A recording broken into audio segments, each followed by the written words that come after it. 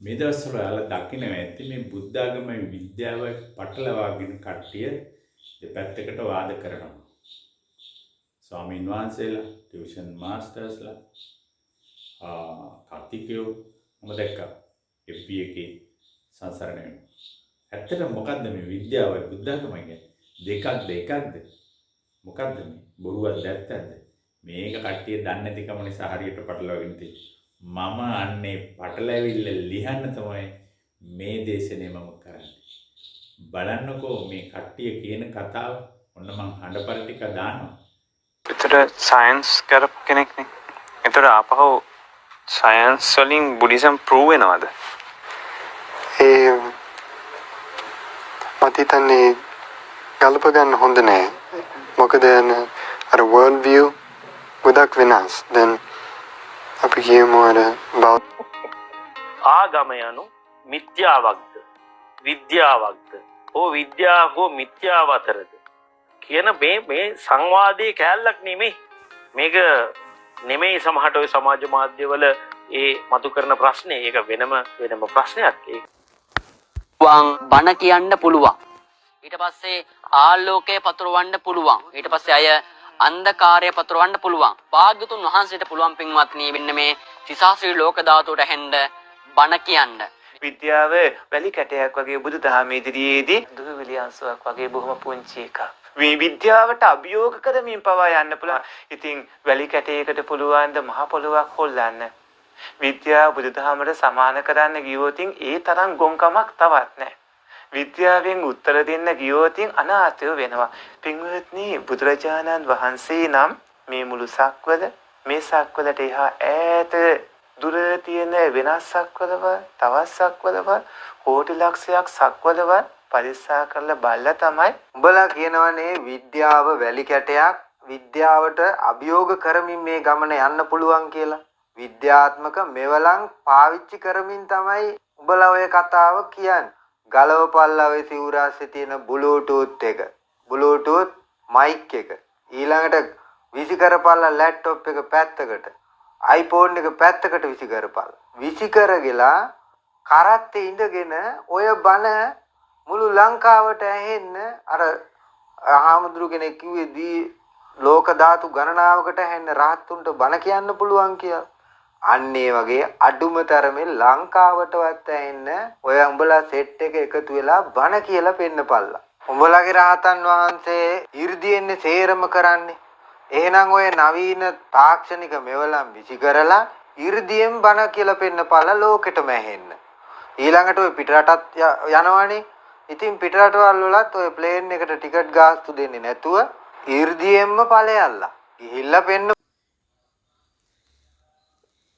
විදි එකක සාමාන්‍යයෙන් ඉතින් භාවනා කරන සායනකට මම අහලා තියෙනවා ඉතින් ඒ විදිහට පේනවා කියලා කියනවා. මට ඒක තේරෙන්නේ නැහැ මොකද්ද මේ කියන්නේ කියලා.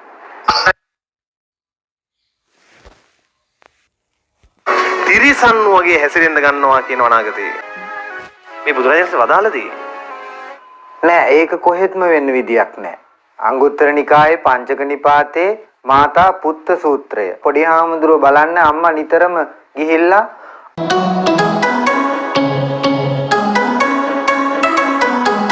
මේ දවස්වල මම දකිනවා මේ Facebook එකේ යනවා හාමුදුරුවරු ටියුෂන් ටීචර්ස්ලා කතිකයෝ හැම දෙනාම වාගේ පොඩි පටලැවිල්ලක පටලැවිලා තියෙනවා. මොකක්ද බුද්ධ ආගමයි විද්‍යාවයි පටලවගෙන මම දැක්කා. ඉතින් මට හිතුණා මේගොල්ලොන්ට වෙච්ච පටලැවිල්ල ලියන්න ඕනි කියලා. ඉතින් මගේ Tilak Jayasekara real thinking YouTube channel එක තුලින් මම මේ පටලැවිල්ල ලියන්න තමයි හදන්නේ. ඔයාලා බලන්න. එතකොට අද මම මේ දේශනෙන් සම්පූර්ණ දේශනයක් දෙන්න බෑ. මම සාමාන්‍යයෙන් අදහසක් කියන්නම්. ඔයාලට අවශ්‍ය නම් ඒ ගැන සම්පූර්ණ දේශනයක් අහන්න මගෙන් පැය 2-3ක ඔයාලා සංවිධානය කරන්න මම එනවා නොමිලේ ඒක කියලා දෙන්න. මොකද මේ ලොකු පටලැවිල්ලක් නේ තියෙන්නේ. ටියුෂන් සර්ලා කියනවා බොරු කියනවා ළමයින්ට. ඊට පස්සේ ඒක අහගෙන ඉඳලා කතිකෝ එක එහෙම නෙමෙයි කියනවා. සවහාමුදුරුවෝ එහෙම නෙමෙයි කියනවා. ඉතින් නොඑක් දෙනා තමන්ගේ අදහස් දක්වලා මේක පටලවාගෙන තියෙනවා. මේක හරි සරල කතාවක් අවබෝධ වුණා නම් ප්‍රඥාවෙන් අවබෝධ වෙන්න ඕන. පොතෙන් අවබෝධ කරගන්න බෑ මේක. මම පොතෙන් නෙමෙයි මේක ප්‍රඥාවෙන් අවබෝධ කරගත්ත හැටි මම ඔයාලට කියලා දෙනවා. ඔයාලට අහන්න ඕන නම් මම නැවතත් කියන්නේ දීර්ඝ දේශන මම මේක ඔප්පු කරලා පෙන්නන ඔයාලා දේශනයක් සංවිධානය කරන්න. මම එනවා ඕනම තැනකට. එහෙනම් බලමු අපි මොකද්ද පැටලවිල්ල කියලා. විද්‍යාවයි බුද්ධ ආගමයි පැටලගෙන තියෙනවා කට්ටිය. කට්ටිය කියනවා විද්‍යාවෙන් බුද්ධ ආගමයි ඉන්නවා කියන බුද්ධ ආගමෙන් විද්‍යාවයි ඉන්නවා. নানা ප්‍රකාර කතා කියනවා. එතකොට බුද්ධ ආගමේ තියෙන බොරු කියනවා විද්‍යාවේ තියෙන බොරු ඇත්ත කියන ඇත්ත බොරු කියන අපි බලමු මොකද්ද කියලා. මොකද්ද විද්‍යාව කියන්නේ ඉස්සෙල්ලාම කියමු. විද්‍යාව කියලා කියන්නේ ඇත්තට. මොකක්ද ඇත්ත? අපි ඇත්තයි බොරුවයි. ලෝකේ තියෙන්නේ ඇත්තයි බොරුවයි කියලා දෙකක් තියෙන ලෝකෙ. ලෝකෙ වැඩිපුරම තියෙන්නේ බොරුව. ඇත්ත වැහිලා තියෙන්නේ බොරුව. එතකොට මේ බොරුව තමයි හැම තැනම තියෙන්නේ. ඒකට අපිට ප්‍රශ්න කියන්නේ බොරුවට. එතකොට ඔය බොරුවෙන් ඇත්ත හොයාගත්ත එක්කනට ප්‍රශ්න අඩුයි. ඒක විද්‍යාව කියලා කියන්නේ අපි ඇත්ත හොයාගන්න. ඒ කියන්නේ රහස් සබා ධර්මයේ රහස් තව ක්‍රමයකට කියනවා. ඔන්න අපි හොයාගන්න. ඒක තමයි. එතකොට කෙනෙක් වඩාත්ම සත්‍ය හොයාගත්ත එක්කෙනා ඒක තමයි උඩට එන්නේ. ආයතිය කලක් ගිහලා ඒ සත්‍යත් බොරු කරලා ආයෙ හොයාගන්නවා. වෙන සත්‍යයක්. එතකොට අරක බොරු වෙලා මේක උඩට එනවා. ඒකට විද්‍යාව කියලා වමවම එනවා. එතකොට විද්‍යාව කියන්නේ මොකක්ද? එතකොට සත්‍ය. මේව මොනවටද ඕනේ? මේවා ඕනේ අපේ ජීවිතේ යහපත් කරගන්නනේ. අපේ ජීවිතේ යහපත් කරගන්න තමයි මේ ඕන විද්‍යාව. එතකොට මේ විද්‍යාව මෙන්න මෙහෙම ආකාර කීපයකට අපි තව විද්‍යාවල් තියෙනවා. මම මේ ප්‍රධාන වශයෙන් විද්‍යාවල් මෙහෙම වෙන් කළා තියෙනවා. ඔයාලා දන්නවා අපි ඉගෙන ගන්න ජීව විද්‍යාව කියලා ඉගෙන ගන්නවා. රසායන විද්‍යාව කියලා, භෞතික විද්‍යාව, සමාජ විද්‍යාව, දේශපාලන, කෘෂි, භූගෝල, අණුක, තාරක, ගෘහ, ICT කියලා හිතන්නේ මේ විද්‍යාව. මේ ඔක්කොම විද්‍යාව. මේ ඔක්කොම විද්‍යාවට උඩින් තියෙනවා මනෝවිද්‍යාව කියන එක. මේ ඔක්කොටම උඩින්ම තමයි මනෝවිද්‍යාව කියලා තියෙන්නේ. ඒක මනෝවිද්‍යාවෙත් අපි හිතන දෙනවා බුද්ධාගම කියලා අපි ඉගෙන ගන්න විද්‍යාව සහ නූතන මනෝවිද්‍යාව කියලා අපි ඔය දොස්තරලා හැමින්නේ ඒක. මේ දෙකම නෙමෙයි බුදුහාඳුරුවෝ කිව්වේ. බුදුහාඳුරුවෝ කියපු එක බුද්ධාගම පොතේත් නැහැ. ඒකට බුදුහාඳුරුවෝ කිව්වේ මේක නේ බුදුහාඳුරුවෝ කිව්වේ නියම ඇත්ත කතාව. එතකොට මේ විද්‍යාඥයෙකු කොන පැත්තකින් ගියත් අන්තිමට එන්නේ බුදුහාඳුරුවෝ කියපු කතාවට. ඒක තමයි මම කියන්නේ. එතකොට බලමු මේ ජීව විද්‍යාවෙන් මොකද කරන්නේ? ජීව විද්‍යාව තමයි දොස්තරලා. ජීව විද්‍යාවෙන් දොස්තර. මොකද දොස්තර කරන්නේ? මේ හැමෝම අපි කරන්නේ අපි හැමෝම මොකටද වෙන්නේ? මෙන්න මේ අපේ ශරීරයේ කතාවට. මෙන්න මේ අපි මේ ඉන්නේ අපි. මේ අපිට තමයි මේ ඔක්කොම තියෙන්නේ. ඒකට මෙන්න මේ මිනිස්සයා කියන එක්කෙනාට තමයි මේ විද්‍යාවෙන් ඔක්කොම වැඩ ගන්න. එහෙනම් ජීව විද්‍යාවෙන් දොස්තර. මොන දොස්තරලා මොකද අපිට ලෙඩ එනකොට අපිට මොකද කරන්නේ? බෙහෙත් ගන්නවා. මොකද හැදෙන්නේ? ඔපරේෂන් කරනවා. කළා මොකටද මේ අපි සැප විඳින්න. සැප විඳින්න. බුදුහාමුදුරන්ට වෙද මහත්තයෙක් හිටියේ නැද්ද? හිටියා. ජීවක වෙද මහත්තයෙක් හිටියා.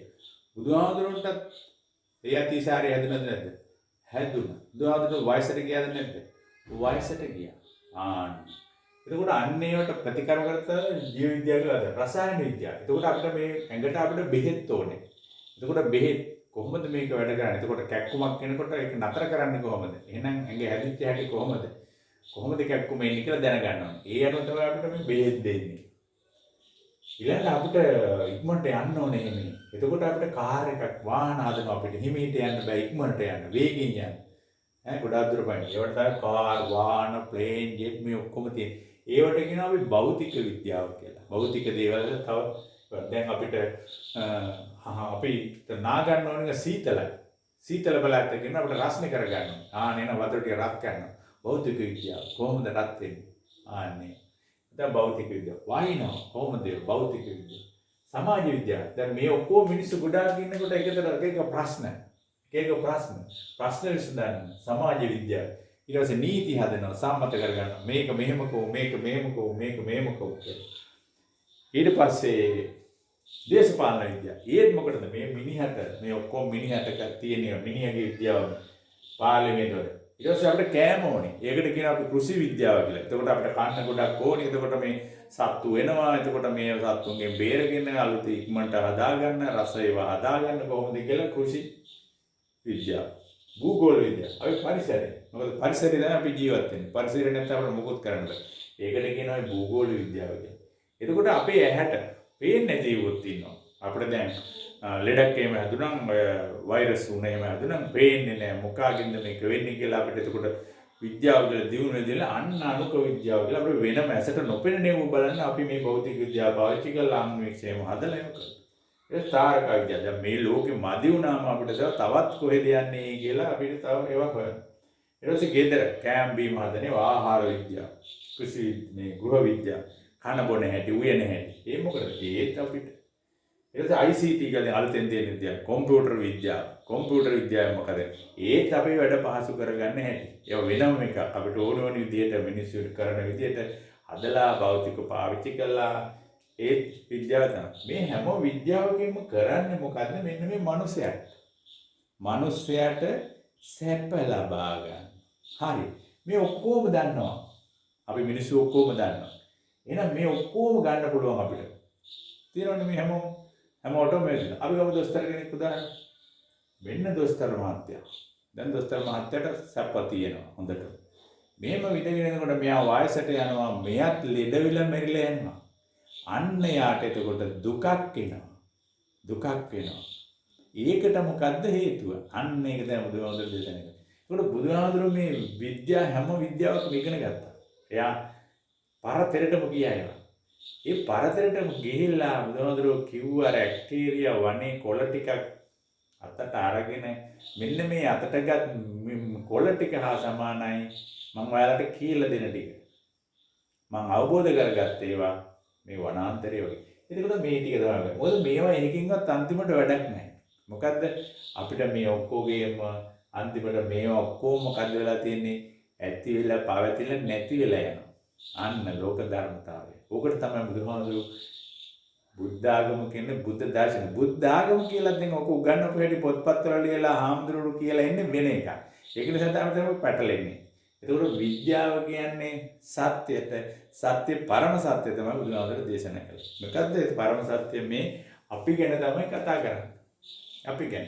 එහෙනම් මේවා කොච්චර තිබුණත් අපිට අන්තිමට වෙනවා දුක වේදනාව. මේක නැති කරන්න මේවා බෑ මොකුත් බෑ. මේවෙන් හරියන්නේ නැහැ. කොච්චර සල්ලි තිබුණත් කොච්චර දොස්තරලා තිබුණත් කොච්චර බේත් තිබුණත් අපේ මෙන්න මේ විද්‍යාව මොකද්ද අපිට අවසානයේදී මේ හැමදේම නැති වෙලා යනවා විනාශ වෙලා යනවා වේදනාව එනවා. මේකට මොකද්ද කරන්නේ? මේවා දැනෙන්නේ කොහාටද? අන්න අපේ හිතට දැනෙන්නේ. මනසට දැනෙන්නේ. අන්නේ මනස ගැන කියන එක මනසේ සිත ගැන වැඩ කරන හැටි සිත වැඩ කරන හැටි අර කය වැඩ කළා බෙහෙත් හොයනවා වගේම සිත වැඩ කරන හැටි තමයි බුදුරජාණන් වහන්සේ දේශනා කළේ.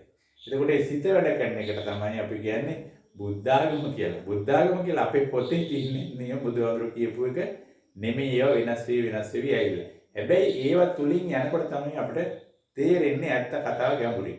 නමුත් අද වෙන්නේ ගොඩක් කට්ටිය මේවා ඔක්කොම පටලගෙන. මම මේ කිව්වේ ඔයාලට මේවා පටල ගන්න එපා. මෙන්න මේ මිනිස්සයා ගැන තමයි කියන්නේ. මේ ලෝකය ගැන කියන්නේ. මේ ලෝකය කියන්නේ මේ පෘථිවියට නෙමෙයි. මේකත් ලෝකයක් තමයි. මේ මිනිස්සයාට. මිනිස්සයාගේ සිතුවිලි වලට මේ සිතුවිලි වල ප්‍රශ්නේ තියෙන්නේ. අපිට නිදාගත්තන් පස්සේ ප්‍රශ්න නැහැනේ. ඒ කියන්නේ සිතුවිලි ටික ඔෆ් වෙනවා. මෙන්න මේ සිතුවිලි හදන හැටි තමයි දුහාඳුරගල සිතුවිලි වැඩ කරන හැටි. ආන්න එකෙන් අපි හැමදාම සතුටින් ඉන්න හැටි තමයි දුහාඳුරු දේශනා කළේ. ආරෝග්‍ය පරමාලාභ.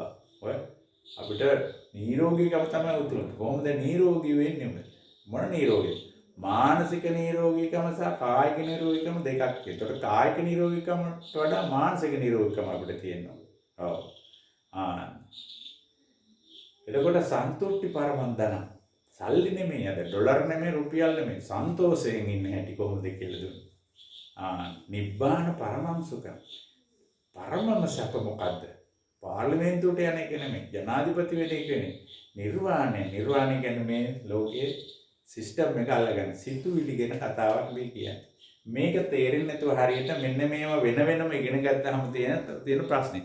මේවා ඔක්කොම එකට ගත්තහම මට පුළුවන් සම්පින්ඩණය කළා මෙන්න මේ කතාව බුදුරජාණන් වහන්සේ දේශනා කළේ විද්‍යාවේ බුද්ධ ආගමේ වෙනසක් නැහැ. නිකන් කට්ටිය මේවා අල්ලගෙන අපරාධ දඟලන්න එපා. මේක තමයි කතාව. මේක ඉතා සරල තමයි මට මේ කිව්වේ මම. ඔයාලට ඕන නම් මගේ දීර්ඝ දේශන අහන්න පුළුවන්. Tilak Jayasekara real thinking YouTube channel එක මෙවැනි දේශන ඔයාලට ගොඩක් ටික දාලා තියෙනවා. ඔයාලට ඉදිරියේ මේ වගේ දාන්න පුළුවන්. හොඳයි. මෙවැනි දේවල් ඔයාලා ඉගෙන ගන්න. මේවා ගැන වාද සංවාද විවාදෙන්න ඔයාලා සත්‍ය දැනගන්න උත්සාහ කරන්න. මම විවෘත වේදිකාවේ ඕනම කෙනෙක් එක්ක මම මේවා ගැන තර්ක කරනවා, සංවාද කරනවා, වාද කරනවා. මොකටද මම ඒව කරන්නේ? කායිකව තරහට අපිට නෙමෙයි. මම කරන්නේ සත්‍ය උඩට ගැනීමයි. ආන්න එකයි මට උවමනා වෙන්නේ. ඒකට අපිට ඕනම කෙනෙක් එක්ක අපිට මේවා පොතපතේ නෑ. පොතේ නෑ. මම මේ කියන දේශන පොතේ නෑ. විශ්වවිද්‍යාලේ නෑ. ඒක රියල් තින්කින් මගේ ළඟ විතරයි තියෙන්නේ. තනින් අවබෝධ කරගත්ත එක. මේවා තියෙන්නේ පොත් තියෙන්නේ මේවා ටිකක් අවබෝධ වෙන්න නම් සම්පූර්ණ කතාව පොතේ නැති එකක් මම කියන්නේ. හැබැයි ඇත්ත කතාව. එහෙනම් නැත්නම්